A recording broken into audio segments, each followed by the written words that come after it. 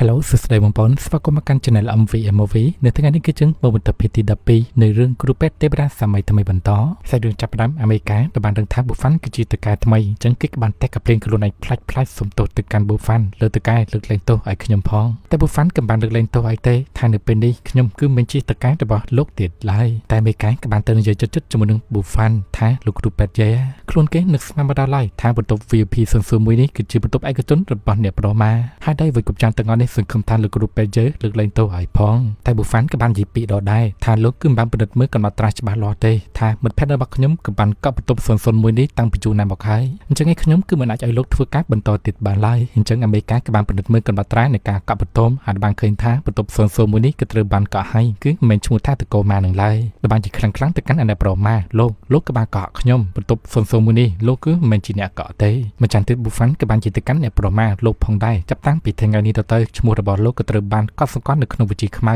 គឺហាមដាច់ខាត់មិនឲ្យលោកចូលនៅក្នុងភោជនីយដ្ឋានរបស់ខ្ញុំបន្តទៀតទេចំពោះអាអ្នកប្រមាគឺមិនបានខ្វល់ដែរនឹងបាននិយាយប្រាប់ថាភោជនីយដ្ឋានអាចគោស្អីទេអនគពីគ្មានសត្វអ្វីឡើយអញ្ចឹងគឺគ្មានអ្វីអស្ចារ្យទេហើយចំណែកអាមេរិករៀបម្ចាស់ចេញគេក៏បានស្ដាប់ទៅមកទៅកាន់អាអ្នកប្រមាឆ្វេងផងដែរ Buffan ក៏បានជាតាក់ទងជាមួយនឹងពីសម្លេចអាអ្នកប្រមាបាននិយាយមុននឹងថាភោជនីយដ្ឋាននេះអនគពីស្រែគ្មានសត្វអ្វីទេតែអ្វីបញ្ជាលោកហ៊ិននិយាយពីសម្លេចទាំងអស់ហ្នឹងនៅចំពោះមុខលោកដងធានតាដូច្នោះដោយវិកុបចាំទាំងអស់នេះគឺចាត់ទុកថាមើងងាយអាជីវកម្មរបស់គាត់ហើយអញ្ចឹងដងធានតាគាត់បានជាទៅកាន់អាអ្នកប្រមាឪពុករបស់ឯងគឺមិនចេះបដៅទេអីហើយទៅវិញបើជាអញ្ចឹងប្រះតាក់ទងជាមួយនឹងអាជីវកម្មរបស់ខ្ញុំអញ្ចឹងអាអ្នកប្រមាគេក៏បានអង្គរអធិស្ឋានសុំទោសថាទាំងអស់នេះខ្ញុំគឺមិនបាននិយាយទេប៉ុន្តែវាគឺជាយេ Buffan គឺជាអ្នកនិយាយចំពោះដងធានតាគាត់គឺមិនបានខ្វល់ទេនិយាយថាលោកគ្រូពេទ្យគឺជាអ្នកមុនគុណជួយសង្គ្រោះកូនប្រុសរបស់ខ្ញុំអញ្ចឹងឯងគឺគ្មានហេតុផលអ្វីនិយាយទៅឲ្យលោកគ្រូពេទ្យទេដូច្នេះលីលីននាងបានញញឹមទៅកាន់ Buffan អញ្ចឹងណាហើយចំណែកឯអាអ្នកប្រមាក៏បានហៅលីលីនទៅផងដែរប៉ុន្តែលីលីននេះគឺមិនខ្វល់ទេ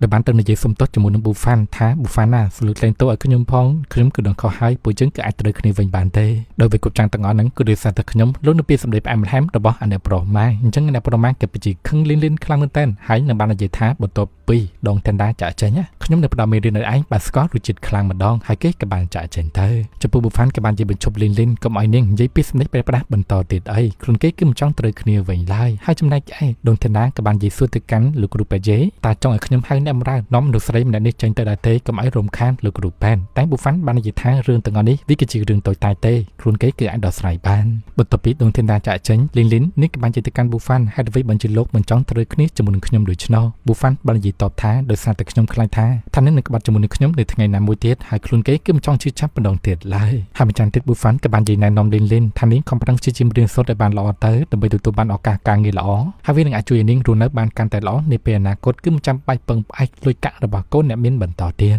តែចំពោះលីននេះគឺមិនបានខ្វល់ទេព្រោះសម្បត្តិលោកគឺគ្មានកំណត់ថាចង់ត្រូវគ្នាជាមួយនឹងខ្ញុំវិញលោកគឺមិនចាំបាច់និយាយបដៅខ្ញុំឡើយហើយខ្ញុំគិតថាក្រៅពីខ្ញុំទៅគឺគ្មានមនុស្សស្រីស្អាតតែម្នាក់មកស្លាញ់លោកឡើយប៉ុន្តែគឺមិនដូចអ្វីដែលនាងបានគិតឡើយភ្លាមឈូនេះក៏បានដើរមកដែលបាននិយាយប្រាប់ថាខ្លួននាងគឺជាមើលស្រីរបស់ Buffan ចំពោះលីននឹងគឺមិនបានជឿទេនឹងបាននិយាយថា Buffan មើលទៅប្រកាសជាជួយស្រីស្អាតម្នាក់នេះមកធ្វើជាសង្សារហើយដែលបានសម្លឹងឃើញថាលីននឹងពិតជាមានសម្រស់ស្រស់ស្អាតខ្លាំងមែនទែនពាក់កៅអៅសិតតែទំនើបថ្លៃទៀតដូច្នេះឈូនេះក៏បានបញ្ជាឲ្យលីនបានឃើញទៅចាប់ថា Buffan មួយខ្សែក៏ធ្វើឲ្យលីននេះពិតជាឈឺចិត្តមែនទែនហើយម្ចាស់ទៀតឈូនេះក៏បាននិយាយតាក់ទងជាមួយនឹងឋានៈរបស់នាងឲ្យលីនបានដឹងផងដែរថានាងនោះគឺជាអនុវិធានក្រុមហ៊ុនគ្រប់នៅក្រុមគូសេតកូស៊ីនហើយគ្មាននរណាគេម្នាក់អាចជួយនាងធ្វើជាសង្សារបានឡើយអញ្ចឹង Buffan ក៏បានសួរឈូតែនាងក៏មកពីកាលឈូបាននិយាយប្រាប់ថានាងក៏បានមករយៈពេលមួយសម្បកហើយក៏បានស្ដាប់ឮរឿងគ្រប់យ៉ាងទាំងអស់យល់ទៅលីននឹងគឺជាមនុស្សស្រីមកលុយកូនអ្នកក្រមិនស្រឡាញ់ទេគឺស្រឡាញ់តែកូនអ្នកមានហើយជាហេតុដែលបានបន្សល់ទុកមនុស្សប្រុសដ៏ល្អម្នាក់ឲ្យខ្ញុំធ្វើជាសង្សារលីនតែបានលឺចឹង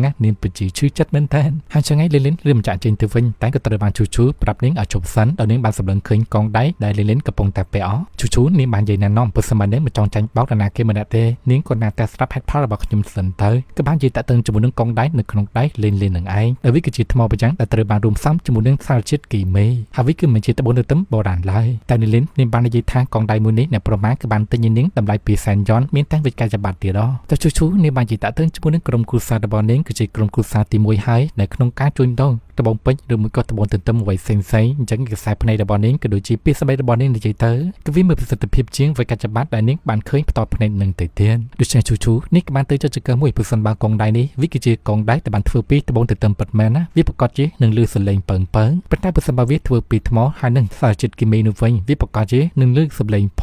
អញ្ចឹងជូក៏បានគោះសាមើហើយក៏បានលឺសលេងដោយអ្វីដែលនាងបានគិតមែនវាក៏បានធ្វើពីថ្មនិងសារជាតិគីមីប្រសិនបើពាក់វាកាន់តែយូរទៅវានឹងបណ្ដាលឲ្យខូចសុខភាពចាក់ជាមិនខានអញ្ចឹងឯលីននេះក៏បាននិយាយតាំងកំហឹងទៅកាន់អ្នកប្រមាថាអ្នកប្រមាអាមនុស្សបោកប្រាស់យកកងដៃនឹងបោកខ្ទេងហើយនឹងចាក់ជាទៅម្ដងទៀតតាជូក៏បានសម្លឹងឃើញកាបូបប្រេនរបស់លីនឲ្យនាងជប់សិនអញ្ចឹងណានិយាយតាក់ទងជាមួយនឹងកាបូបប្រេនម្ដងអញ្ចឹងលីននេះក៏បានជាប្រាប់ម្ដងទៀតថាកាបូបមួយនេះមិត្តភ័ក្តិរបស់អ្នកប្រមាក៏បានទិញពីបរទេសមកតម្លៃរបស់វា400,000 ជាន់ឯណោះអញ្ចឹងឯងវាគឺមិនជាកាបូបខ្លាំងខ្លាយទេតែដល់វាគ្រប់ចាន់ទាំងអស់ហ្នឹងគឺមិនអាចលាក់ពីកសែភ្នែករបស់ជូបានឡើយជូនេះក៏បាននិយាយតាក់ទងជាមួយនឹងម៉ាកអក្សរ D ដែលបានឆ្លាក់នៅលើកាបូបហ្នឹងយល់ទៅប្រសិនបើកាបូប original ម៉ាកអក្សរ D ហ្នឹងគឺធំគឺមិនមែនជាអក្សរ D តូចដូចជានៅពេលនេះទេហើយម្យ៉ាងទៀតក៏បាននិយាយតាក់ទងជាមួយនឹងស្បែកកាបូបហ្នឹងវាគឺបានធ្វើពីស្បែកគោកិនជាមួយនឹងថ្នាំពណ៌ផ្កាឈូកអញ្ចឹងជូក៏បានឲ្យប៊ូហ្វាន់ទៅទឹកមកកៅជាមួយធ្វើការពិសោធន៍នៅពេលដែលជូចាក់ទឹកមកកៅទៅលើកាបូបរបស់លីនអញ្ចឹងឯកាបូបហ្នឹងវាពិតជាហៅពណ៌ពិតមែនក៏ធ្វើលីននេះពិតជាខឹងទៅកាន់អាណាប្រមានឹងបោះចោលកាបូបនឹងទៅប៉ុន្តែដោយសារតែមានទូរស័ព្ទនិងលុយកាក់នៅក្នុងកាបូបនេះក៏បានរើវាមកទុកវិញនឹងចាស់ចេញទៅ